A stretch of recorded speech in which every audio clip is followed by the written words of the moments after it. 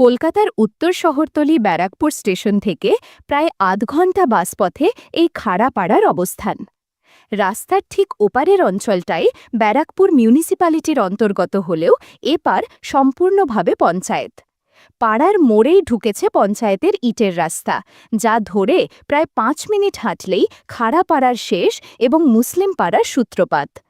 এই ইটের রাস্তার ঠিক বাম দিকে পাড়ার একেবারে শুরুতেই পড়ে একটা পুকুর ও তাকে ঘিরে প্রায় ৬টা বাড়ির অবস্থান। এদের মধ্যে ৫টা বাড়ি পাড়ার আদিম অধিবাসী খাড়া বংশকুলের হলেও একটি হল বাইরে থেকে জায়গা কিনে উঠে আসা স্কুলের মাস্টার শঙ্খ রায়ের। তো এই পুকুরে বাড়ির অবস্থানের ক্রম অনুযায়ী প্রথম বাড়ি পড়ে বৃদ্ধ দ্বারকানাথ খাড়ার। বয়স প্রায় ৮০-র ঘরে, চলৎশক্তিহীন বললেই চলে। ওনার ২ ছেলে দেবেন্দ্রনাথ ও দ্বিজেন্দ্রনাথ। এই পাড়ার অধিকাংশ মানুষের মতোই এদের বাড়িরও কেউই মাধ্যমিক পাশও নয়। বড় ছেলে দেবেন্দ্রনাথ চাকরি করেন একটা ব্যাটারি ফ্যাক্টরিতে, আর দ্বিজেন্দ্রনাথ জুট মিলের শ্রমিক। দুজনেরই বয়স ৫০ ছুঁই ছুঁই। দেবেন্দ্রনাথের স্ত্রী মালিনী বাড়ির বড় বউ, ওদের একমাত্র ছেলে ক্লাস 9-এ পড়া দেবেশ। দ্বিজেন্দ্রনাথ ও ওনার স্ত্রী শোভার একটিই মেয়ে, ক্লাস 8-এ পড়া দিয়া। গল্পের শুরুতেই যে পুকুরের উল্লেখ পেয়েছেন, সেখানেই নিজেদের বাড়ির ঘাটে জামাকাপড়, বাসন মাজা ইত্যাদি করে থাকেন এই 2 বউ। রায়বাড়ি বাদ দিলে পুকুরের ধারের বাকি প্রত্যেকটা বাড়ির মহিলারাও তাই করেন, তবে তা বলবো অন্য কোনো দিন। এ তো গেল পোশাকি পরিচয়। এবার আসা যাক সেই বিষয়ে যে কারণে আমরা ব্যারাকপুরের খাড়াপাড়ার কথা বলছি। দুজনেই সারাদিন খেটে ক্লান্ত হয়ে পড়েন। ঘরে ফিরে আর বেশি কিছু করার শক্তি বা ইচ্ছাও থাকে না। ফলে বাড়ির পরিবেশে কিছুটা নিঃসঙ্গতা জমে ওঠে, বিশেষ করে রাতের বেলায়। বৃদ্ধ দ্বারকানাথের স্ত্রী ছিলেন বড় সূচিবায়গ্রস্ত। 2 বউ বিয়ে হয়ে আসার পরই বারবার স্নান করে শুদ্ধ হতে বলতেন। যেমন ভাত রান্না করার পর কড়াইতে মাছ চড়াবার আগে স্নান করতে হতো। আবার মাছের ঝোল হয়ে যাওয়ার পর সবাইকে খেতে দেওয়ার আগে আরও একবার স্নানের ফরমান। ফলে এই অভ্যাসের বশবর্তী হয়ে শাশুড়ি গত হওয়ার পরেও 2 বৌমা পালা করে করে ভীষণ উৎসাহের সাথে পুকুরে গিয়ে স্নান করেন। শোভা সম্পর্ক অনুযায়ী ছোট বউ হলেও ব্যক্তিত্বে বেশ দৃঢ় ও পরিপাটি, দেখতেও মানানসই, সেজন্য পাড়ার সবার চোখে সহজেই পড়ে যান। পুকুর পাড়ের ব্যস্ততা ও চেনা মুখগুলোর আনাগোনায় পথচারীরা মাঝে মাঝেই একটু থমকে তাকান, আর শোভা নিজের মতো কাজ করতে করতেই সেই সব দৃশ্য উপভোগ করেন। লোকজনের চোখে পড়ে যাওয়া শোভাকে কেমন যেন একটা আলাদা গুরুত্বের অনুভব করায়। এদিকে বাড়ির বড় বউ মালিনীও কোনো কিছুতে কম নন, তা ব্যারাকপুরের যে কোনো বাসিন্দা বলে দেবে। পাড়ার লোকজন বলেন যে বিয়ের পূর্বে মালিনী নাকি লোকের বাড়ি বাড়ি জল তুলে দিয়ে আসতেন পয়সার বিনিময়ে। তখনই একদিন পাশের রাস্তা দিয়ে যেতে যেতে তাকে দেখে নাকি মন গলেছিল ব্যাটারি কোম্পানির লেবার দেবেন্দ্রনাথের।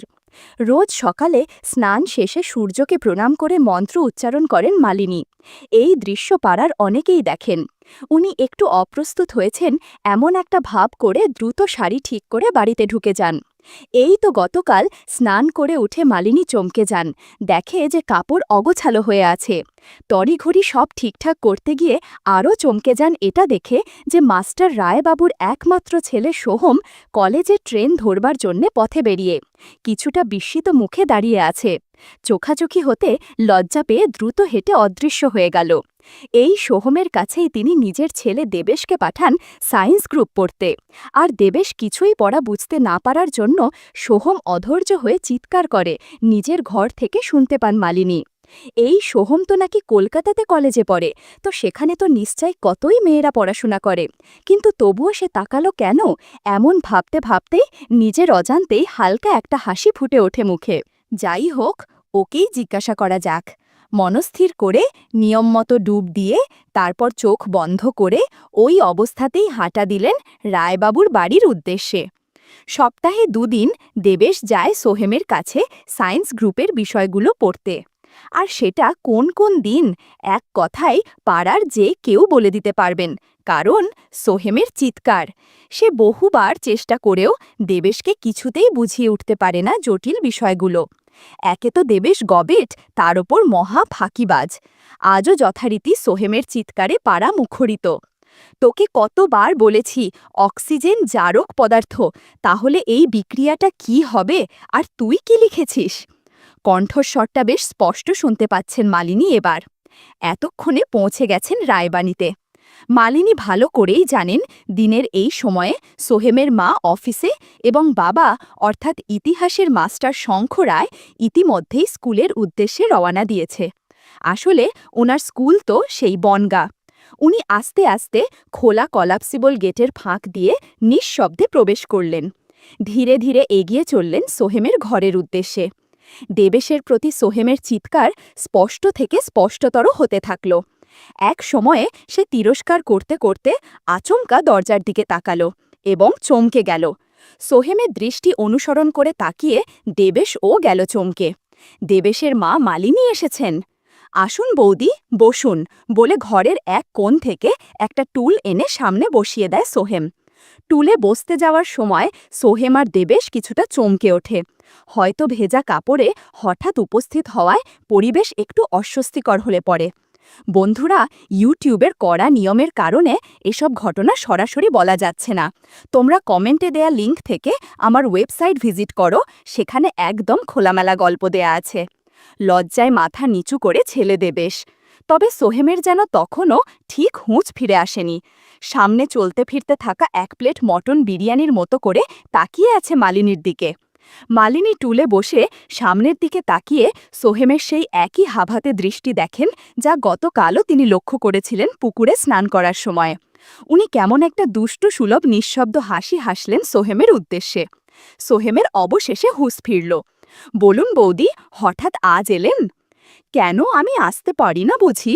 অতিরিক্ত ন্যাকামো করে বললেন মালিনী। ঘরে তো মা এভাবে কথা বলে না, অবাক হয়ে যায় দেবেশ। না, তা কেন নয়। কথাটা বলতে বলতে আপনা থেকেই সোহেমের চোখ বিভিন্ন দিকে যাচ্ছিল। বললেন, আসলে তুমি রোজ দেবেশের ওপর চেঁচাও, তোমার দাদা খুবই রেগে গেছেন শুনে। উনি গত সপ্তাহ ধরে বলছেন তোমার চিৎকারের জন্যে পাড়ার সব্বাই নাকি ওনার ওপর হাসে, বলে দেখ দেখ তোর ছেলেটা কেমন গর্ধব। কিন্তু তাই বলে তো। সোহেমের সাফাই পুরোটা না শুনেই মালিনী বলে ওঠেন, আরে আমি জানি ও একটা মূর্খ, তোমার কোনোই দোষ নেই, তুমি তো অনেক ভালো, তাই ওকে মারধর করো না। ওর আগের মাস্টার তো অনেক মারত। কথাগুলো সত্যি, তাই মাথা নিচু করেই থাকে দেবেশ। সোহেমের মুখের বলিরেখাগুলো আরও কোমল হতে থাকে। মালিনীর দিকেই তাকিয়ে সোহেম ধীরে ধীরে বলে, দেখুন না, আজ রসায়নের সহায়িকাটা পর্যন্ত আনেনি। মালিনী বলল, তাই? এই যা, ওটা নিয়ে আয় বাড়ি থাকে এক্ষুনি। কথাটা শুনে যেন হাঁফ ছেড়ে বাঁচল দেবেশ। ওর এত নিন্দে মন্দ ভালো লাগছিল না। এবার বেশ সময় নিয়েই ধীরে সুস্থে আসবে সে। দেবেশ বেরিয়ে যাওয়ার পর মালিনীর সাথে একটি ঘরে একা বসে থেকে কেমন অস্বস্তি লাগছিল সোহেমের। এরই মধ্যে হঠাৎ উঠে দরজাটা ছিটকিনি টেনে দিলেন মালিনী। একি, দরজা বন্ধ করছেন কেন? আতকে ওঠে সোহেম। দুঃখ দুঃখ মুখের ভাব নিয়ে বসলেন মালিনী। জানো, ওর পড়াশোনার জন্যে আমাদের সংসারে অশান্তি হয়। ওর বাবার মতে সবটাই নাকি আমার অস্কারায়, রোজ ঝগড়া হয়, আমার আর ভালো লাগে না বলে কাঁদতে শুরু করলেন। কিছুক্ষণ নিঃশব্দে কাঁদবার পর হঠাৎ ফুপিয়ে ফুপিয়ে কাঁদতে শুরু করলেন। না না, আপনি কাঁদছেন কেন? ও, না পড়াশোনা করলে আপনি কি করবেন? প্লিজ কাঁদবেন না বৌদি বলে অনেক চেষ্টা করল মালিনীকে আশ্বস্ত করার, কিন্তু সবই বৃথা। মালিনী সেই একইভাবে সশব্দে কেঁদে চললেন। নিরুপায় হয়ে সোহম যেই না একটু কাছে এসেছে ওনাকে শান্ত করতে, মালিনী আবেগপ্রবণ হয়ে পড়েন এবং ভরসা খুঁজতে সোহমের কাছাকাছি আসেন। আসলে আমায় কেউ বোঝে না, আমারও যে কষ্ট আছে, কাঁদতে কাঁদতে বলে চলেন মালিনী। নিজেই অবাক হয়ে যাচ্ছিলেন নিজ অভিনয় গুণে। ধীরে ধীরে ঘরের পরিস্থিতি খারাপ হতে থাকে। দুজনের দূরত্ব কমতে শুরু করে। বন্ধুরা, ইউটিউবের কড়া নিয়মের কারণে এসব ঘটনা সরাসরি বলা যাচ্ছে না। তোমরা কমেন্টে দেয়া লিঙ্ক থেকে আমার ওয়েবসাইট ভিজিট করো, সেখানে একদম খোলামেলা গল্প দেয়া আছে। অনেক না বলা ঘটনা ঘটতে থাকলো ভেতরে। ৩০ মিনিট পর, কি হয়েছে মা, তোমার কষ্ট হচ্ছে নাকি? শরীর খারাপ? দরজা খোলো, বাইরে থেকে বলে ওঠে দেবেশ। চুপ কর তুই, তুই পড়াশোনায় মন দে, সংসারে শান্তি ফিরুক, এখন বাড়ি যা। তুই পড়াশোনা করিস না বলে তোর দাদা আমাকে মারছে, সে মারুক, তাতে যদি তোর একটু লজ্জা হয়, একটু পড়াশোনা করিস, এখন বাড়ি যা, দাদা আজ আর পড়াবে না। কিন্তু মা, তখনও বলে ওঠে দেবেশ। তুই বাড়ি যা, মালিনী প্রকাণ্ড হুঙ্কার দিয়ে বলেন। আর কোনো শব্দ শোনা যায় না বাড়ি থেকে। হঠাৎ মালিনীর চিৎকার আশপাশের বাড়ির লোকজন শুনতে পায় এবার। বন্ধুরা, তোমাদের হয়তো বুঝতে বাকি নেই হঠাৎ কিসের চিৎকার ছিল এটা। কিছুক্ষণ পর সোহম আর মালিনী হেসে ওঠেন, হাসির রোল যেন থামছেই না। সোহম বলে ওঠে, আমার যদি তোমার মতো কেউ থাকতো তাহলে অনেক ভালো হতো। আমি একা মানুষ, সবকিছু তো হতে পারি না। তোমার মতো কেউ থাকলে প্রতিদিন রুটিন করে আনন্দ করতাম। আহারে, কেন তোমার গার্লফ্রেন্ড নেই? প্রশ্ন করেন মালিনী খাড়া। কথাটা শুনে সোহিনীর কথা মনে পড়ে গেল হঠাৎ। যে ক্লাসমেট সোহিনীকে সত্যিকারের ভালোবেসে প্রপোজ করেছিল সোহম, কিন্তু তাকে মুখের ওপর রিজেক্ট করে দেয় সে। ওদেরই এক কমন ফ্রেন্ড রেশমির কাছে কয়েকদিন পর শোনে যে সোহিনীকে নাকি ওর প্রাইভেট টিউটরের সাথে অনেক সময় কাটিয়েছে, তাদের মধ্যে অনেক গভীর সম্পর্ক গড়ে উঠেছিল। এতে সোহমের খারাপ লাগলেও পরে সবকিছু ভুলে যাও, কিন্তু পরে জানতে পারে সেই প্রাইভেট টিচার ধোঁকা দিয়ে চলে গেছে। সেদিন ভীষণ কষ্ট পেয়েছিল সোহম, খুব কেঁদেছিল ঘরে এসে। সেই সমস্ত কথা মনে পড়ল মালিনীর প্রশ্নে। মায়াভরা দৃষ্টিতে তাকালো মালিনী খাড়ার দিকে। মালিনী অবাক হয়ে বলে, কি হয়েছে, থেমে গেলে কেন? সোহম বলল, না, এখন আর ভালো লাগছে না, অন্য একদিন বলল, এখন একটু ফ্রেশ হয়ে আসি। এরপর সোহম ফ্রেশ হতে চলে গেল। এদিকে মেঝেতে পড়ে থাকা কাপড় গুছিয়ে নেন আর দরজা খুলে বেরিয়ে যান।